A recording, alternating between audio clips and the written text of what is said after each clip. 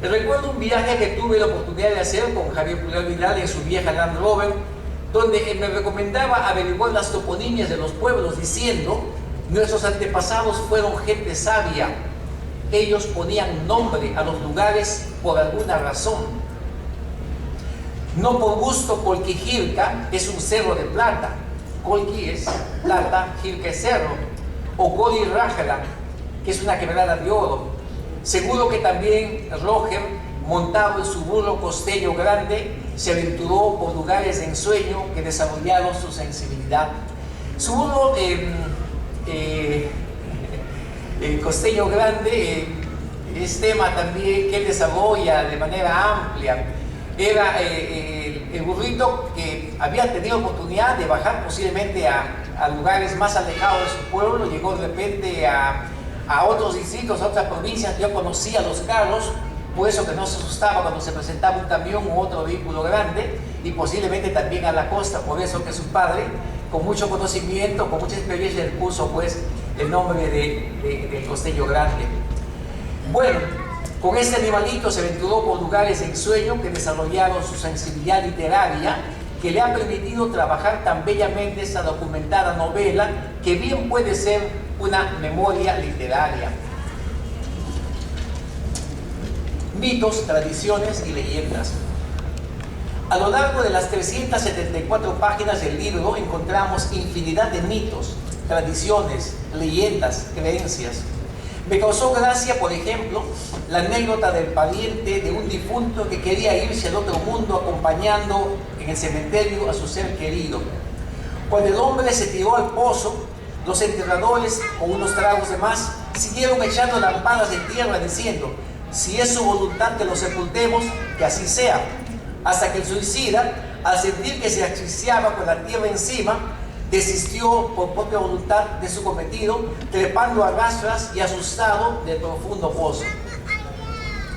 Son varias las referencias sobre los personajes mágicos, como por ejemplo el Ixicólico, duende de cabellos blancos, travieso y juguetón, que vive en los ríos, lagunas y en los molinos de granos, tratando de seducir a los niños para llevárselos a su palacio de cristal en las profundidades de las aguas, donde no pueden escapar jamás. También menciona al Guaracuy, que nace en las alturas como una garúa, se convierte luego en una tormenta imparable que genera los huaicos, que arrasan bosques y pueblos, como si un misterioso ser que mora en la profundidad de los cerros se despertara para recordar que cuiden la naturaleza. También se refiere al bandido Jupay, que se burla de los campesinos destruyendo sus canales de riego una y otra vez, y cuando los agraviados, muy molestos, logran encontrarlo, se dan con la sorpresa de que el personaje es una réplica fiel de él mismo, que hasta viste igual. Cuando el campesino lo mira, se asusta tanto como el Jupay, que avergonzado comienza a voltear su piel desde la boca, poco a poco, hasta convertirse en un enorme sapo que croa con tal potencia que parece el ladrido de un can descomunal. Es el Jupay. Bueno, pues felicidades, querido Roger, por tu hermosa obra, que satisface con amplitud el sabio mensaje de León Tolstoy que tú mencionas, que dice: el que escribe sobre su aldea será universal. Muchas gracias. Memoria, temas que tienen que ver no con esto, sino con cosas mucho más duras como el conflicto armado interno y la violencia política, pero el libro es un gran ejercicio de memoria, es una gran elaboración, y a mí me parece que un gran valor que tiene el libro es que es un libro que, por ejemplo, yo recomendaría que lo lean los alumnos, en fin, de todas las escuelas, pero sobre todo de las escuelas de Ancash, porque este es un mundo que en algunas cosas, en algunos relatos, en algunas historias o situaciones ya desapareció, porque el libro tiene una dosis de nostalgia muy fuerte. Hay cosas que ya no son, que el tiempo se las llevó, que como el mismo Roger describe, ¿no?, el desarrollo va transformando también al pueblo y a la realidad en la que él vivía, ¿no? Pero es algo que no se debe perder. Y yo creo que ahí hay un enorme valor en el libro, porque es es parte de la historia, no solamente de Roger, sino de todos sus contemporáneos, de su familia, de la gente de su pueblo, pero además es la historia de seguramente muchos que vivieron en el campo, algunos nunca volvieron, algunos sí volvieron, y de alguna manera Roger nos devuelve ese mundo que en parte ya se nos fue. Entonces me parece que ese es parte del enorme valor del libro, más allá del ejercicio de la nostalgia, ¿no? Hay otro tema que también tiene enorme valor, y es toda la descripción de las fiestas, los carnavales, de los viajes, de las costumbres que hay en Yurayaco, en Huari, ¿no? Creo que eso también tiene un enorme valor, digamos, ¿no? Porque Roger nos muestra que tiene ojo de etnógrafo. Yo soy antropólogo y hay algunas descripciones que Roger hace de las cosas que a veces los antropólogos no podemos hacer con tanta precisión y con tanto detalle, ¿no? Creo que esa es también parte de la riqueza de este libro.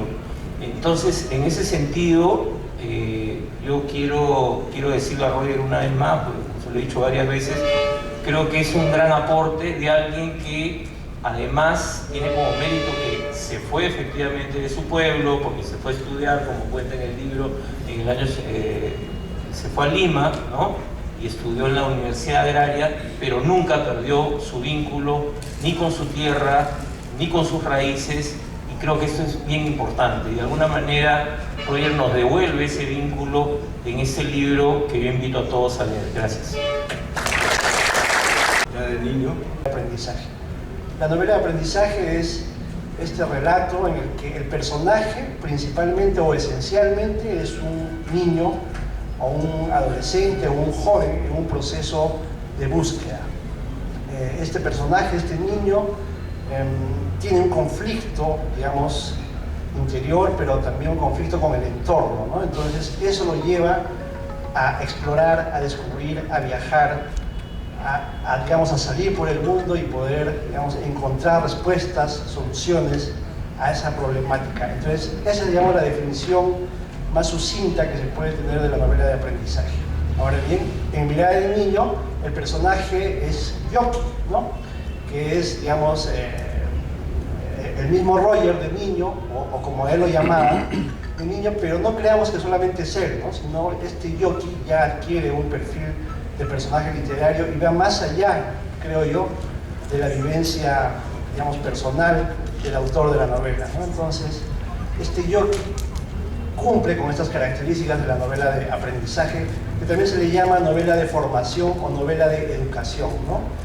Y justamente, digamos, el libro cumple con estas características porque el personaje Yoki, por ejemplo, nos habla acerca en un primer momento de la moral, es decir, de su casa, de todo ese escenario que se le presenta como el escenario donde va a empezar a crecer, ¿no? Donde se va a desarrollar.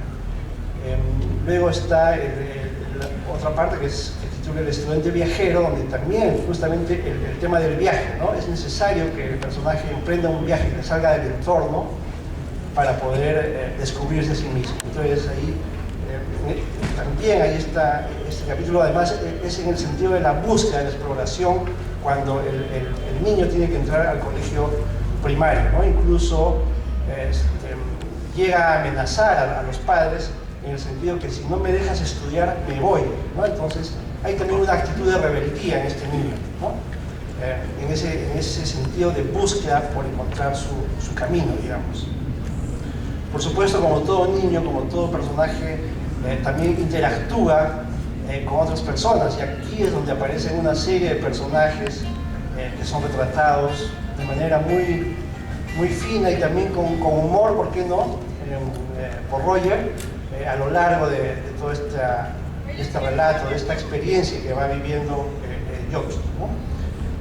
Por supuesto, esto también, si uno viaja, también se ve, digamos, impedido ante los caminos, las costumbres, los peligros, los obstáculos, ¿no? Todo lo que confluye en un recorrido que en este caso lo lleva al niño de Yoki de Yurayaco a la capital del distrito y luego a la capital de la provincia, ¿no? y más adelante a Lima, a la capital, ¿no? que digamos, ¿qué tanto conocemos nuestro Perú profundo, ¿no? Siempre se habla del Perú profundo del que hablaba José María Arguedas, pero ¿qué tanto conocemos o qué tanto hemos caminado por ahí, ¿no? Entonces, si no lo hemos hecho, entonces leer, digamos, este libro, Mirada de Niño, es una buena oportunidad para poder explorar, poder caminar, poder conocer estos lugares, además, sin dejar de lado la perspectiva de la vivencia del autor, ¿no? Que tampoco es la vivencia en sí al 100%, no es ya un proceso ficcional a través de ese personaje Yoki. Bueno, estas son algunas ideas que pienso que son importantes, esenciales para acercar un poco a ustedes como lectores a la lectura de este libro. Gracias.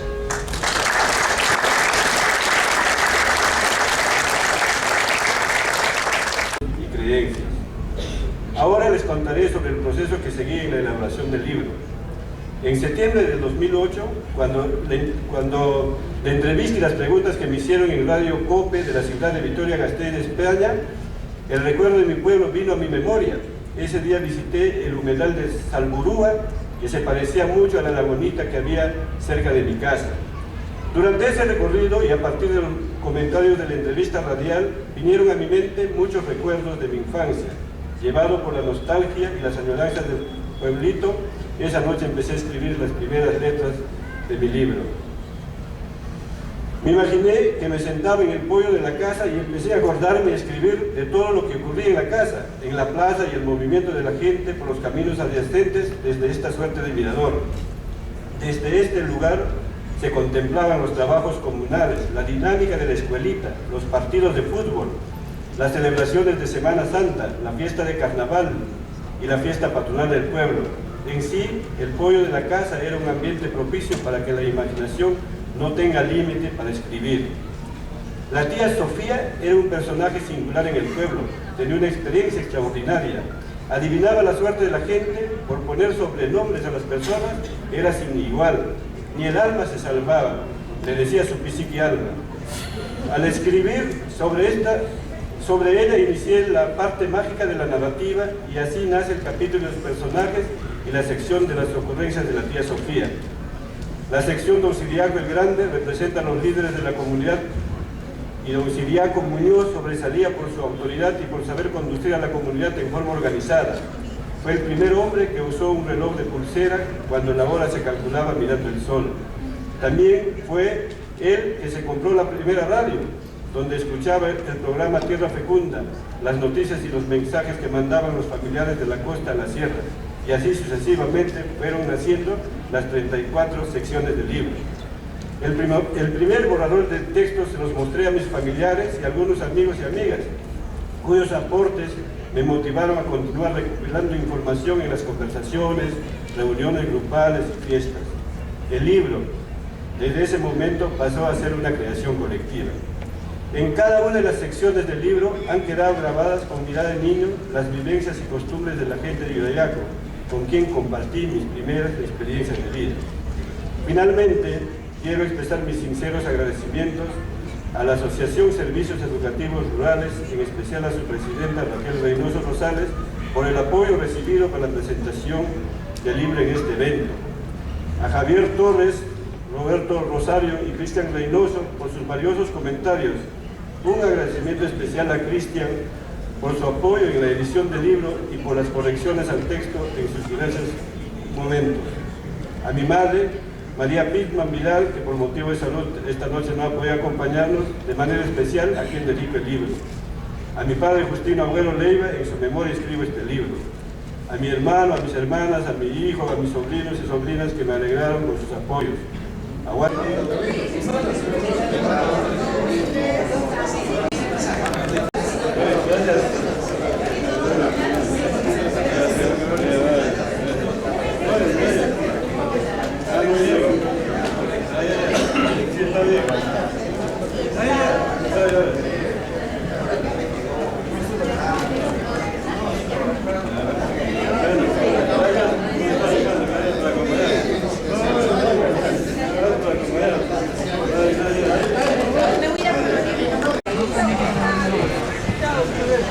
Bueno, Ah, pero lo que tú me dices todavía no se lo debe.